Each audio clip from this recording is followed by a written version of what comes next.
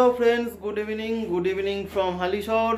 তো আজকে আমরা যাচ্ছি একটা নতুন জায়গা এক্সপ্লোর করতে। কি সেই জায়গা সেটা দেখার জন্য তোমাদের আমাদের সাথে থাকতে হবে, আর এই ব্লগটা পুরোটা দেখতে হবে।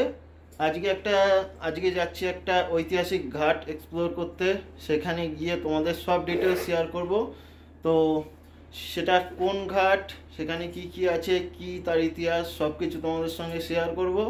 তো চলো বেশি দেরি না করে, এখন বাজে বিকাল 5টা, আর আমরা এখন বেরিয়ে পড়বো হচ্ছে আমাদের সেই যাত্রার উদ্দেশ্যে। আর আমাদের সাথে থাকো আর দেখতে থাকো তোমাদের ভাইয়ের চ্যানেল দ্য KP03 রাইডার।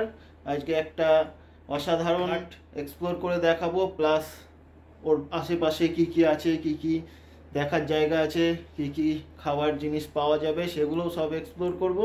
তো চলো, আজকের ব্লগটা খুবই ভালো হতে চলেছে, সঙ্গে থাকো, দেখতে থাকো। আমরা বাড়ির থেকে বেরিয়ে পড়লাম। এটা হচ্ছে বাগমোড় চৌমাথা। ডান দিকে সোজা চলে গেলে কাঁসাপাড়া স্টেশন, আর এদিকে সোজা গেলে হচ্ছে তোমাদের বুদ্ধ পার্ক। এই বুদ্ধ পার্ক থেকেই আমরা নিয়ে নেবো বাদিক। আর সামনে হচ্ছে আমাদের বাগের খাল, এটা আমরা পার করব। আরে কাকা, তুমি চলে এসছো মাঝখানে। তো আমরা এখন উঠে গেছি বাগের খালের ওপরে, ব্রিজের ওপরে। আর এই ব্রিজটা পার করব। ব্রিজটা পার করে সোজা চলে যাব হচ্ছে বুদ্ধ পার্ক। এই ব্রিজটা পার করা মানেই আমরা নদিয়াতে এন্টার করলাম। আর এন্টার করে বাঁদিকে পড়বে হচ্ছে তোমাদের রথতলা। সেই রথতলার বিখ্যাত পুজো আমরা পার করব। পার করে সোজা চলে যাব বুদ্ধ পার্ক। আর আজকে বিকালে অনেকটা আগেই বেরোনোর কথা ছিল, তো এত রোদ্দুরের তাপ, তো আগে বেরোনো হয়নি। মোটামুটি বেরোতে বেরোতে 5টা, সাড়ে 5টা বেজে গেল। 4টের দিয়ে চেষ্টা করছিলাম বেরোবো, কিন্তু বেরোনো হয়নি রোদ্দুরের জন্য। তো রোদ্দুরটা একটু কমলো, তারপরই আমরা বেরোলাম। আর এই হচ্ছে তোমাদের রথতলা মোড়। কদিন পরেই আবার পুজোর প্রস্তুতি শুরু হয়ে যাবে। বাদিকে হচ্ছে রথতলার মাঠ। সবাই জানো, মার্চ মাসে আমরা অযোধ্যা ট্যুরে গেছিলাম 1 সপ্তাহের জন্য। সেই অযোধ্যা ট্যুর কমপ্লিট করে আসার পরে আমার গাড়িতে কিছু প্রবলেম হয়েছিল। আমি তো আসার সঙ্গে সঙ্গেই মোবিল ঠেলেছিলাম, কিন্তু তারপরেও আমার ইঞ্জিনে কিছু প্রবলেম দেখা দিচ্ছিল, আওয়াজ হচ্ছিল। তো আমার গাড়ির কিলোমিটার হয়ে গেছে 1 লাখের কাছাকাছি, 99 এখন রানিং চলছে আজকের ডেটে। তো একটু প্রবলেম হচ্ছিল, কারণ ইঞ্জিনে আওয়াজ দিচ্ছিল। তো এটা নিয়ে গিয়ে আমি গ্যারেজে ডিসকাস করলাম। তো ওখান থেকে বলল যে তুমি ইঞ্জিনটা চেঞ্জ করে নাও। এবার চেঞ্জ করে নাও বললেই তো আর হয় না, কিছু টাকার ব্যাপার থাকে। আমাকে বলেছিল 10-12 হাজার টাকার মতন ব্যাপার আছে। তো সেই টাইমে আমার কাছে টাকা ছিল না। ও বাউ, সামনে কিন্তু একটা অসাধারণ দৃশ্য। কথা বলতে বলতে আমাদের সামনে একটা অসাধারণ দৃশ্য দেখতে পাচ্ছি। বাউ লাগছে, বাউ, মানে পুরো সিনিক বিউটি। মনে হচ্ছে আমরা দার্জিলিংয়ের কোনো পাহাড়ে গাড়ি চালাচ্ছি। গ্রীষ্মকালে বিকালে গাড়ি নিয়ে বেরিয়ে সামনে এরকম একটা দৃশ্য, অকল্পনীয় ব্যাপার। আমরা কিন্তু চলে এসেছি ঈশ্বরগুপ্ত সেতুর ওপরে বলতে ঈশ্বরগুপ্ত সেতুর সামনেই চলে এসেছি। এখানে হচ্ছে টোল, সব 4 চাকা থেকে টোল নেওয়া হচ্ছে। আমরা সাইড দিয়ে বেরিয়ে যাব, বেরিয়ে গিয়ে সেতু পার করব, পার করে সোজা চলে যাব। আর উঠে গেলাম ঈশ্বরগুপ্ত সেতু। এই ঈশ্বরগুপ্ত সেতু পার করতে আমার এত ভালো লাগে, কারণ আমরা যে কোনো রাইড করতে যাই এই ঈশ্বরগুপ্ত সেতু আমাদের পার করতে হবেই। শুধু দার্জিলিংয়ের ওদিকে, শিলিগুড়ির ওদিকে ছাড়া বাদে আমরা যে কোনো জায়গায় যাব এই ঈশ্বরগুপ্ত সেতু আমাদের পার করতেই হবে।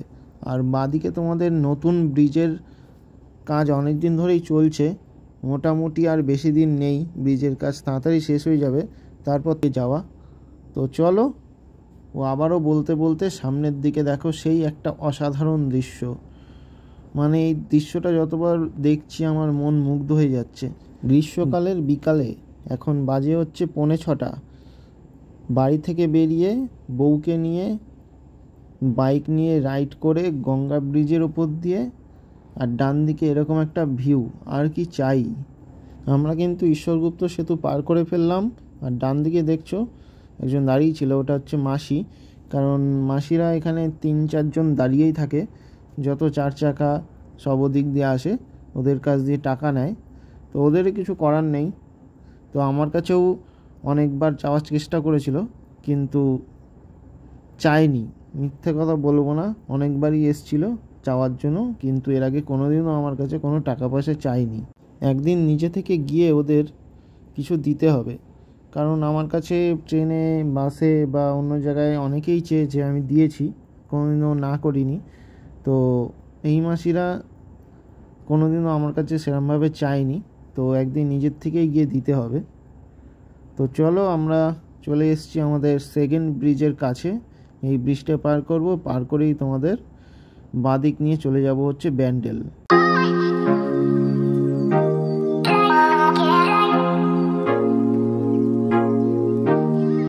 আর এই মোড় থেকেই আমরা নিয়ে নেবো বাঁদিক, বাঁদিক নিয়ে সোজা চলে যাব ব্যান্ডেল।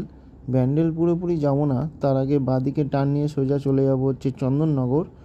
আর ব্রিজটা দেখতেই পাচ্ছ এখানে মোটামুটি বেশিরভাগটাই হয়ে গেছে, আর বেশি দিন লাগবে না ব্রিজটা চালু হতে। তো এটা চালু হয়ে গেলে আমরা অনেকটাই শর্টকাটে অনেক দূর যেতে পারবো, টাইমও কম লাগবে। তো চলো আমরা সামনের দিকে এগোতে থাকি। সামনে কিন্তু একটা অ্যাক্সিডেন্ট হয়েছে, দেখতে পাচ্ছ সব কাঁচ ছড়িয়ে ছিটিয়ে আছে। আমার মনে হয় কোনো টোটোর সাথেই হয়েছে, কারণ একটা টোটোর দেখলাম কাঁচ নেই। এবার কেউ এসে ধাক্কা মেরেছে বা টোটোর সঙ্গে টোটোরই হয়েছে সেটা বলতে পারবো না। বেশিরভাগ দিনই টোটোর সঙ্গেই কোনো না কোনো অ্যাক্সিডেন্ট হয়ে থাকে। টোটোগুলো এত খারাপভাবে চালায় রাস্তায়, কিছু আর বলার নেই। সামনে আকাশে মেঘগুলো কিন্তু অসাধারণ লাগছে। আর বাঁদিকে হচ্ছে তোমাদের ব্যান্ডেল, বাঁদিকে চুচুড়া। এই ব্রিজে উঠবো না, ব্রিজের বাঁদিকেই আমরা নিয়ে নিলাম, নিয়েই আমরা বাঁদিকে চলে যাব। বাঁদিকে নিয়ে চলে গেলেই হচ্ছে ব্যান্ডেল, চুচুড়া, চন্দননগর সব বাঁদিকে। এখান দিয়ে আমরা নিয়ে নিলাম বাঁদিক, এই ব্রিজের তলা দিয়ে বাঁদিক নিয়ে নিলাম। নিয়েই তোমাদের সামনে একটা রেল লাইন পড়বে, রেল লাইন টপকাবো, টপকেই চলে যাব হচ্ছে সোজা তোমাদের চন্দননগর। এই আমরা রেল লাইন পার করছি, আর এই রেল লাইন পার করেই সামনে একটা চৌমাথা পড়বে। এই চৌমাথা থেকে আমরা নিয়ে নেবো স্ট্রেট গেলেই তোমাদের লাস্ট আমাদের বাঁদিক টার্ন নিতে হবে, টার্ন নিয়ে সোজা যেতে হবে। তো চলো, এখানে দেখো সামনে রাস্তার কাজ হচ্ছে, বাঁদিকে ডান দিকে দুটো রাস্তা করে দিয়েছে। টোটোটা দেখো সোজা চলে গেল, সোজা আমরা যাব না, আমরা নিয়ম মেনটেন করেই যাব। আমরা নিয়ে নিলাম ব্রিজের নিচ দিয়ে বাঁদিক নিয়ে সোজা চলে যাব, সোজা ব্রিজটা পার করব, পার করে সোজা চলে যাব চন্দননগরের দিকে। চন্দননগর রাইড করছি, চবির থেকে গাড়ি খারাপ হয়েছে অযোধ্যা থেকে আসার পরে। এর আগে এরকম কোনো রাইড করিনি। হ্যাঁ, করেছিলাম যখন আমার ইঞ্জিন চেঞ্জ করার পরে বলা হয়েছিল যে 40-এর উপরে চালানো যাবে না, 40 মেনটেন করেই চালাতে হবে, 500 থেকে 1000 কিলোমিটার। তো সেই টাইমে আমি কাস্তাপাড়া থেকে বনগাঁ গেছিলাম 40 স্পিড মেনটেন করে, মানে 40-এর উপরে যাইনি। আমার এক্সট্রা 1 থেকে 1.5 ঘন্টা লেগে গেছিলো ওখানে। তো 40-এর উপরে যাওয়া যাবে না নতুন ইঞ্জিন চেঞ্জ করলে। তো আমি 2 ঘন্টা থেকে 2.5 ঘন্টা লেগেছিল আমার কাস্তাপাড়া থেকে বনগাঁ যেতে, যেখানে আমার 1 থেকে 1 ঘন্টা 5 মিনিট কি 10 মিনিট লাগে, কি তারও কম লাগে। তো সেইখানে 2-2.5 ঘন্টা লেগে গেছে। তো মানে অনেক কষ্ট করে সেদিন গেছিলাম, আবার ব্যাকও করেছিলাম, যাওয়াটা আর্জেন্ট ছিল। তো চলো, আমরা মোটামুটি চন্দননগরের কাছেই চলে এসেছি, আর কিছুটা গেলেই হচ্ছে চন্দননগর। আর সামনে কিন্তু বোর্ড দেওয়া আছে, বোর্ডে লেখা আছে বৈদ্যবাটি 15 কিলোমিটার, শ্রীরামপুর 20, কোন্নগর 30, আর উত্তরপাড়া 31 কিলোমিটার স্ট্রেট। আর আমরা এই মোড় থেকেই স্ট্রেট নেব, স্ট্রেট নিয়ে যে এই রাউন্ডটা ঘুরে আমরা নিয়ে নেব হচ্ছে বাঁদিক। যেরকম রাউন্ড ঘুরছে দেখো, সিগন্যাল দেওয়াই আছে। আমরা এই রাউন্ড থেকে ডান দিক নিয়ে চলে যাব হচ্ছে বাঁদিক, যেখানে আমাদের চন্দননগরের ভাসান হয়, ঠিক সেই জায়গাটা পার করার পরেই আমরা চলে যাব হচ্ছে চন্দননগর। সোজা এসে দেখতে পাচ্ছ রাস্তাটা এরকম ডান দিকে ঢুকে গেল, পাশেই আছে গুরুরাজ মন্দির। এই মন্দিরের পাশ দিয়ে নিয়ে নেব হচ্ছে ডান দিক নিয়ে সোজা গিয়ে আমরা নিয়ে নেব হচ্ছে বাঁদিক নিয়ে আমরা সোজা চলে যাব। এই বাঁদিক নিয়ে আমরা যাব সোজা। এই রাস্তাটা তো তোমরা চিনতেই পারছো, যেখানে চন্দননগরের ভাসান হয়। এইটাই হচ্ছে মেন রাস্তা, যেখান দিয়ে চন্দননগরের সব ভাসান হয়, সব পরপর লাইন দিয়ে দাঁড়িয়ে থাকে, এটাই হচ্ছে সেই রাস্তা। তো এই রাস্তা ধরে আমরা সোজা যাব, আর এই 3 মাথার মধ্যে থেকে আমরা নিয়ে নেব বাঁদিক নিয়ে চলে যাব সোজা। এখন হতে চললো সন্ধে, কিন্তু আমরা এখনও পৌঁছাতে পারিনি। বাড়ির থেকে বেরিয়ে 1/2 ঘন্টার গাড়ি চালানো হয়ে গেল, আরও 5-10 মিনিট লাগবে চন্দননগর স্ট্যান্ড ঘাট পৌঁছাতে তোমাদের বলেই ফেললাম, আমরা যাচ্ছি হচ্ছে চন্দননগর স্ট্যান্ড ঘাট বা চন্দননগর দুর্গাচরণ রক্ষিত ঘাট বা চন্দননগর রানীঘাট।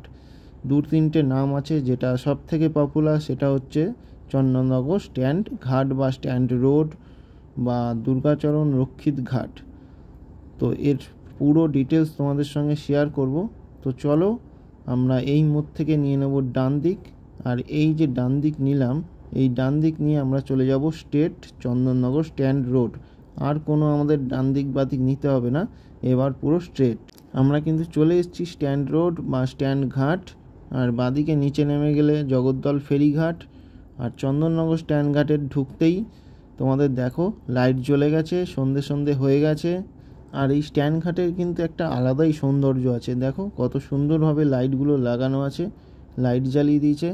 আর পুরো গাছপালায় ভর্তি, পরপর গাছ লাগানো আছে। সামনে বাদিকে চওড়া ফুটপাথ, যেখানে তোমরা আরামসে হাঁটতে পারবে। আর ডান দিকে লেখা আছে আই লাভ চন্দননগর। ডান দিকে চন্দননগর পুলিশ স্টেশন, চন্দননগর সংশোধনাগার, চন্দননগর কলেজ, রবীন্দ্র সদন, সবই তোমাদের ডান দিকে পড়বে। আর এখন এই পার্কে তোমরা যত জোড়া শালিক দেখতে পাবে, মানে পুরো দুনিয়ায় মনে হয় অত জোড়া শালিক একসঙ্গে বসে না। এই পার্কে যত জোড়া শালিক এখানে একসঙ্গে বসে থাকে। তো আস্তে আস্তে এখন আরও ভিড় বাড়তে থাকবে। এখনই দেখতে পাচ্ছ পুরো গাড়ির লাইন পড়ে গেছে। আর একটুখানি সন্ধে হলেই পুরো এখন লোকে জমজমাট হয়ে যাবে। আর এইখানেই হচ্ছে মেন, ডান দিকে চলে গেল হচ্ছে চার্চ, সব যত রেস্টুরেন্ট, যত স্ট্রিট ফুড সব ডান দিকে পড়বে। আর আমরা এইখানেই সামনে ডান দিকে গাড়িটা পার্ক করে দেবো। নিজের রিক্সে গাড়ি পার্ক করো, গাড়ি পার্ক করে নিজের জীবনসঙ্গীর সঙ্গে ঘোরাফেরা করো, খাওয়া দাওয়া করো, আর গঙ্গার পাড়ে বসে প্রকৃতির এই অপরূপ সৌন্দর্য উপভোগ করো। তো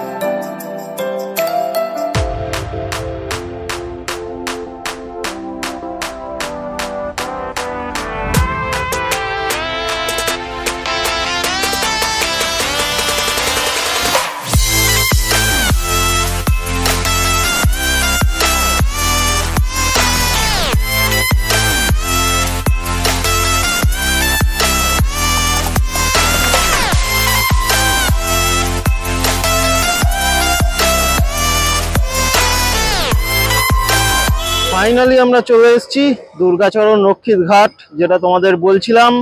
আমরা এই ঐতিহাসিক ঘাটের কথাই বলছিলাম। 25 মিনিট হয়ে গেল আমরা চলে এসেছি, কিছু ফটো তুললাম, একটু গঙ্গার পাড়ে দাঁড়ালাম, তারপর ভিডিওটা করছি। আর এই ঐতিহাসিক ঘাটের সব ডিটেলস তোমাদের সঙ্গে এখন শেয়ার করব। তো চলো, এখন তো সন্ধে হয়ে গেছে।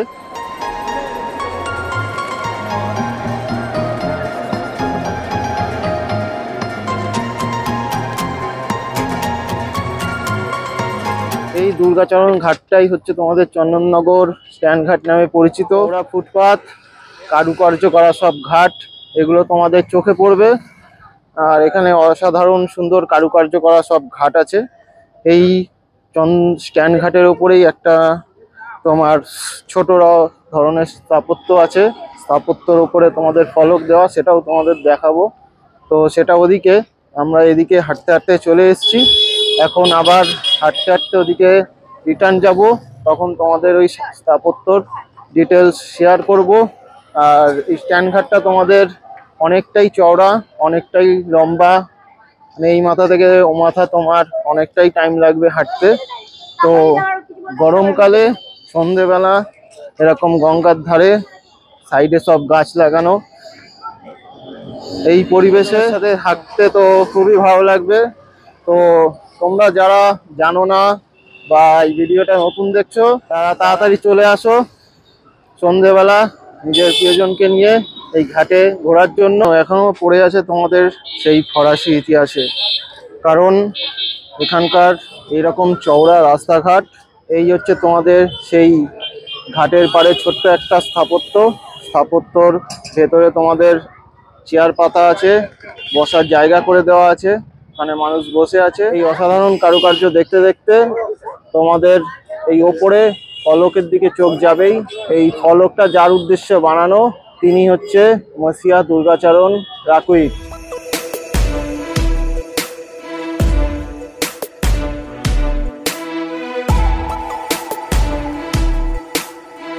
বাঙালি ব্যবসা বোঝে না, সত্যি কি বাঙালি ব্যবসা বোঝে না? তো বাঙালিদের মধ্যে এত বড় বড় ব্যবসাদার কি করে হলো? তো এই কথাটি যে কজন বাঙালি প্রথম ভুল প্রমাণ করেছিলেন তাদের মধ্যে দুর্গাচরণ রক্ষিত হচ্ছে অন্যতম।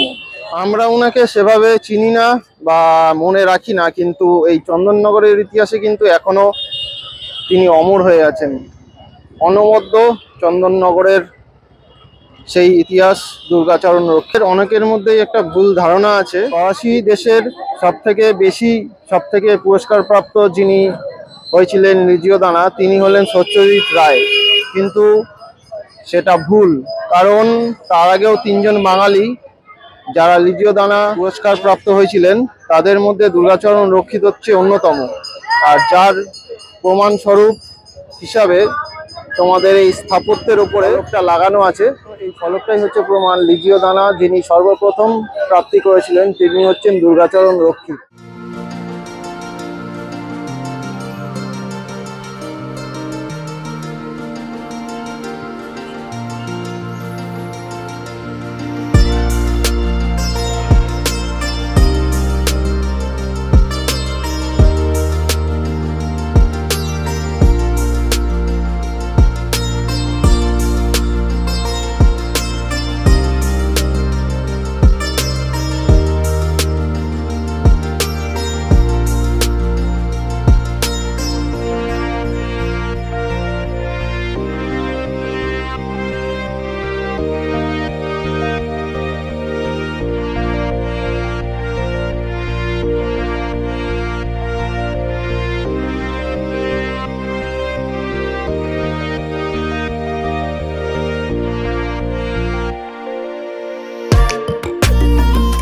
দুর্গাচরণ রক্ষিতের কথা বলছি, তিনি গরিবদের বিনামূল্যে চাল ডাল দান করতেন এবং বিদেশের সাথে আমদানি রপ্তানি করে ভালো প্রসিদ্ধি লাভ করেছিলেন।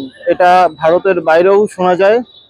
আর উনি 1885 সালে একটা একলা দুর্গা বলে স্কুল স্থাপন করেছিলেন। পরে যে স্কুলটার নাম হয়ে যায় দুর্গাচরণ রক্ষিত বঙ্গ বিদ্যালয়।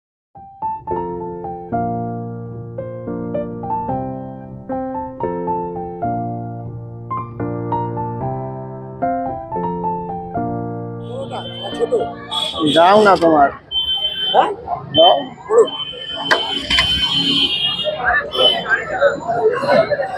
তো এই গরমের মধ্যে একটু ঠান্ডার অনুমতি নিতে আমরা কিন্তু চলে এসেছি তোমাদের স্থাপত্যের সামনে, যে কাকা কুলফি নিয়ে বসেছে ওখানে। তো এখন কাকা কুলফি দিচ্ছে। 30 টাকা আর দেবেন। এটা তোমার কত? 40 রাবড়ি। এর দিয়ে কম কি আছে? 25 20 তার নিচে নেই। তো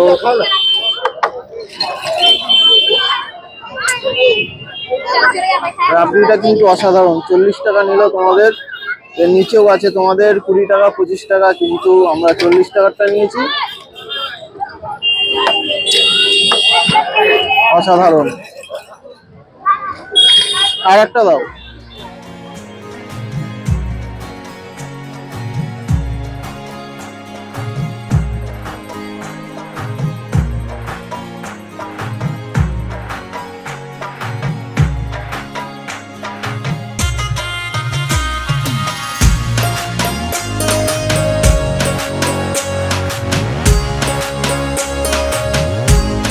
সময় ইনি চন্দননগরের মেয়র ও গভর্নর পদও অলঙ্কৃত করেছিলেন এবং স্থানীয় আদালতের বিচারকের ভূমিকাও পালন করেছিলেন।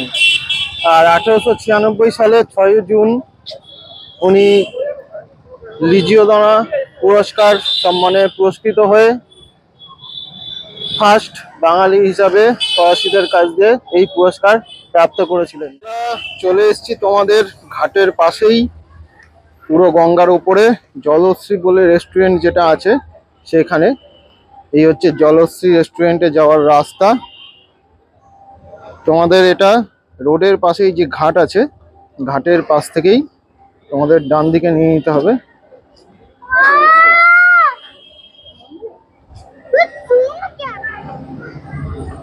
তো এখানে একটা প্রবলেম আছে, এখানে লোক বেশি হয়ে গেলে গেটের বাইরেই আটকে রাখে। তো আমরা এখন দাঁড়িয়ে ছিলাম আর এই ভেতরে ঢুকলাম।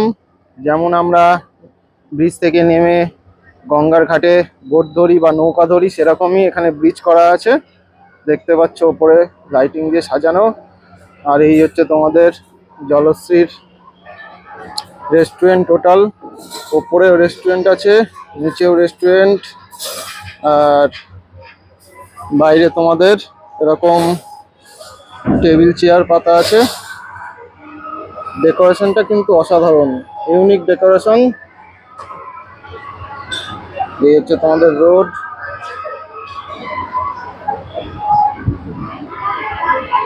আর আমাদের বসার জায়গা হচ্ছে এখানে।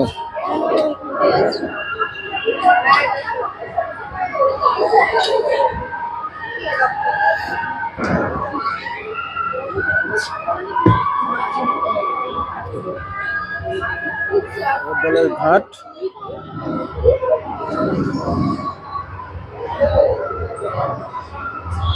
আর এই হচ্ছে তোমাদের টোটাল জলশ্রী রেস্টুরেন্ট।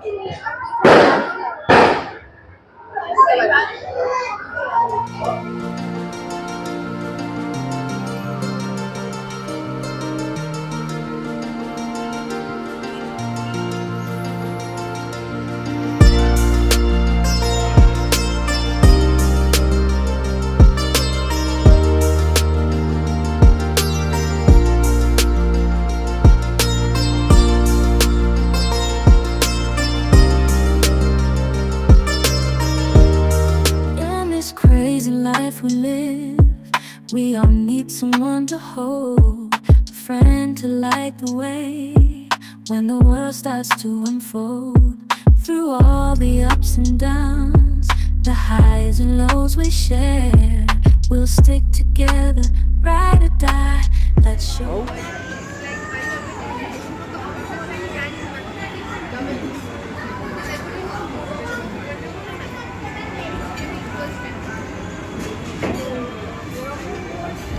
কেমন কিন্তু নিয়ে নিয়েছি জলশ্রীতে তোমার নাগেটস আর ফ্রেঞ্চ ফ্রাইস, দেখতে পাচ্ছ তোমাদের নাগেটস, ফ্রেঞ্চ ফ্রাইস আর তোমাদের জল।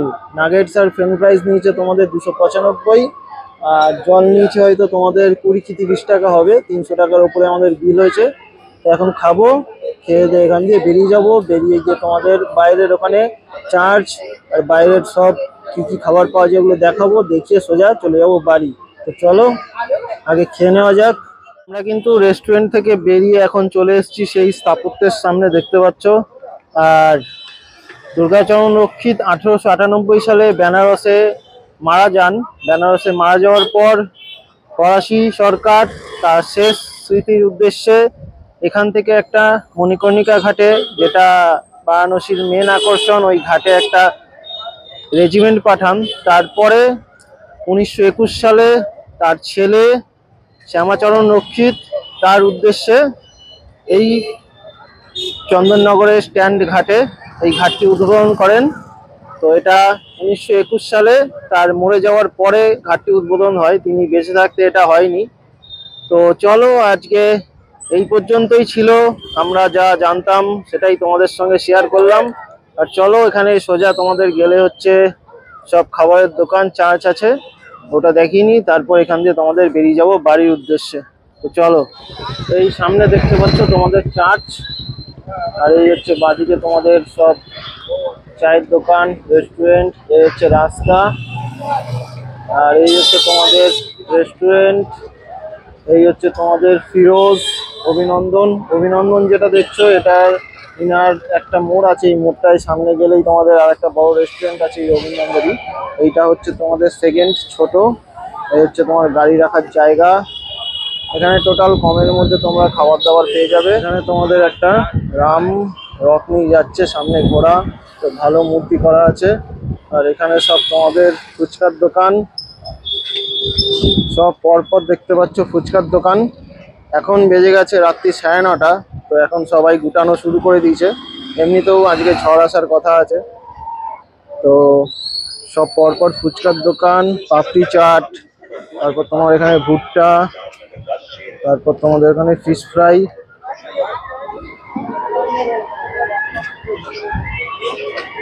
এখানে তোমাদের হচ্ছে রোল, মোগলাই, তারপর এখানে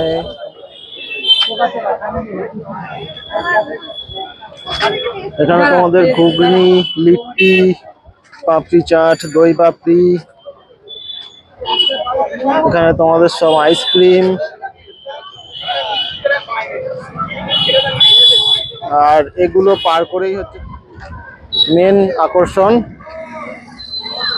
যার স্মৃতির উদ্দেশ্যে এই ঘাটটি করা, এইটা দুর্গাচরণ রক্ষী। Total view.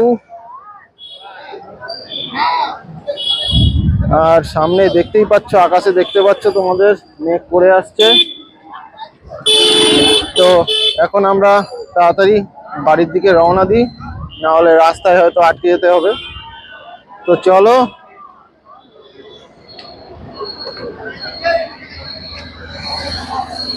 আজকের মতো ভিডিওটা এখানেই ক্লোজ করছি। গুড নাইট, সুইট ড্রিম, ভালো থেকো, সুস্থ থেকো, আর এরকমভাবেই ভিডিওগুলো দেখতে থাকো। তো চলো আমরা বাড়ির দিকে রওনা দিই, আবার দেখা হবে নেক্সট ব্লগে। তো আমরা কিন্তু চলে এসেছি বাড়িতে, তোমাদের 5 মিনিট হলো, এখনো জামা কাপড় কিছু খুলিনি, খুলবো। তো একটা ইনফরমেশন দেওয়ার জন্য তোমাদের এই ভিডিওটা করা। তো আজকে আমাদের বিকাল থেকে সন্ধ্যেবেলাটা ভালোই গেছে। আমরা টোটাল ওখানে সব ঘোরাঘুরি করলাম, সব তোমাদের শেয়ারও করলাম, তোমরা দেখলে। কিন্তু এরপরেও একটা কথা বলার আছে, তোমরা যারা যাওনি তারা তাড়াতাড়ি গিয়ে ওখানে ভিজিট করো। কোনো টাকা পয়সার ব্যাপার নেই, পাশেই তোমাদের সব খাবার দাবার তোমরা পেয়ে যাবে, স্ট্রিট ফুড অল টোটাল সব পেয়ে যাবে। ওখানে যে জলশ্রী বলে রেস্টুরেন্টটা আছে, ওখানে তো আমরা গেছিলাম, কিন্তু ওখানে রেটটা হচ্ছে খুবই হাইফাই। যতই ডেকোরেশন অ্যাকোমোডেশন করা থাকুক, কিন্তু ওখানে রেটটা অনেকটাই হাই, মানে প্রতিদিন যাওয়ার মতন না ওখানে। এবার ওখানে আমরা যখন প্রথম গেলাম, তারপর আবার প্রথম গেলাম তখন চলে এসেছিলাম, ভেবেছিলাম পরে যাব, তারপরে আবার সেকেন্ড বার গেছি, তখন গিয়ে আমাদের দাঁড়াতে হয়েছিল, বললো দাঁড়াও। তো আমরা 15 থেকে 20 মিনিট দাঁড়িয়েছিলাম, দাঁড়িয়ে থাকার পরে আমরা রেস্টুরেন্টে এন্টার করেছি। তো এন্টার করে তোমাদের একটা নাগেটস আর একটা জলের বোতল অর্ডার করেছিলাম, এটা আগেই বলেছি। কিন্তু আমরা ভেবেছিলাম বিলটা আরও কম হবে, কিন্তু এখানে যা বিল করেছে 389 টাকা বিল করে দিয়েছে। এবার কিভাবে, আমি জলের বোতল ধরেছিলাম 20 টাকা, কিন্তু তোমাদের এইখানে দেখো জলের বোতল দেখাচ্ছে তোমার 50 টাকা নিয়েছে। এবার জানি না 50 টাকা কী হিসাবে নিয়েছে, আমরা জলের বোতলে এমআরপিও দেখিনি, এটা দেখলে আরও ভালো হতো, আরও ভালো বলতে পারতাম। কিন্তু এখানে দেখো নাগেটস আর 6টা নাগেটস ছোট ছোট আর কিছু ফ্রেঞ্চ ফ্রাইস দিয়ে 295, আর একটা জলের বোতল 1 লিটারে 50 টাকা, টোটাল হচ্ছে তোমাদের 345 টাকা। প্লাস তোমাদের সার্ভিস চার্জ নিচে 27 টাকা, এসজিএসটি 8 টাকা, সিজিএসটি 8 টাকা, টোটাল তোমাদের বিল হয়েছে 389 টাকা। 389 টাকা আমাদের পে করতে হয়েছে। তো বুঝতেই পারছো কতটা হাই। আর বাইরে যে দোকানগুলো আছে ওগুলো তো কোনো ব্যাপারই না, আপনি 40, 50, 100 এর মধ্যে মোমো, ফ্রাইড রাইস, তো আরও যাও স্ট্রিট ফুড আছে সব পেয়ে যাবে, আইসক্রিম, কোল্ড ড্রিঙ্কস, চা, ঝালমুড়ি, এগুলো তো ওখানেই বিক্রিই হয় স্ট্যান্ডার্ডের ওপরেই। যেতে চাও, এর যে মেনু কার্ড আছে এটাও একটু ইউনিক আছে। মেনু কার্ড হচ্ছে তোমাদের স্ক্যানের মধ্যে একটা স্ক্যানার দিয়ে দেবে, ওই স্ক্যানারে ফোন দিয়ে স্ক্যান করতে হবে, স্ক্যান করলে তোমাদের ফোনেই মেনু কার্ড তোমরা দেখতে পাবে। এই স্ক্যানারটাও তোমাদের শেয়ার করে দেবো, যদি কারোর যাওয়ার থাকে তোমরা গিয়ে দেখতে পারো। যত তোমাদের অ্যামাউন্ট বাড়বে তত সার্ভিস চার্জও বাড়বে। তো এই হচ্ছে ব্যাপার। যে কাস্তাপাড়া দিয়ে গেছি, আমাদের লেগেছে হচ্ছে ওখানে যেতে 40 মিনিট। ওখানে ব্যান্ডেলের পর দিয়ে রাস্তাটা একটু খারাপ আছে, যদি গাড়ি নিয়ে যাও ব্যান্ডেলের পরে রাস্তাটা একটু খারাপ আছে, এটা একটু দেখে শুনে যেতে হবে। আর প্লাস কোনো ব্যাপার না, রাস্তা ভালো। তো চলো আজকের মতো ভিডিও এখানেই শেষ করছি। Tata, good night, sweet dream.